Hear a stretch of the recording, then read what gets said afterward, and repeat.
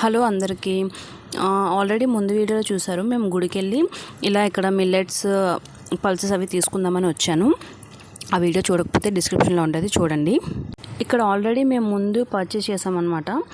మా వారు కందిపప్పు, నాటు కందిపప్పు అనమాట, అది నెక్స్ట్ మిల్లెట్స్ పౌడర్ తీసుకొచ్చారు. సో మాకు బాగా నచ్చింది, కందిపప్పు వండితే టేస్ట్ చాలా బాగుందన్నమాట.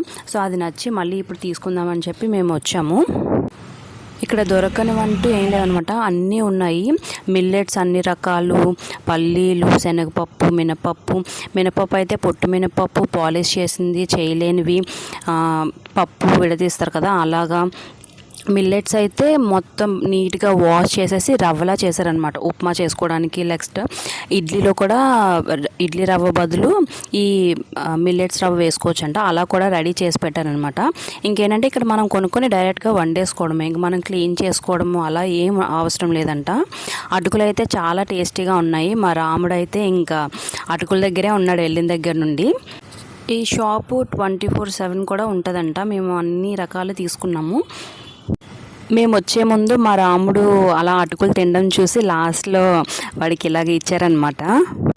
ఇక్కడ ఏమేమి తీసుకున్నానో నెక్స్ట్ వీడియోలో చూపిస్తాను. ఇంకా వచ్చేటప్పుడు ఫుల్ క్లైమేట్ మారిపోయిందనమాట, ఆ క్లైమేట్ని ఎంజాయ్ చేస్తున్నాను.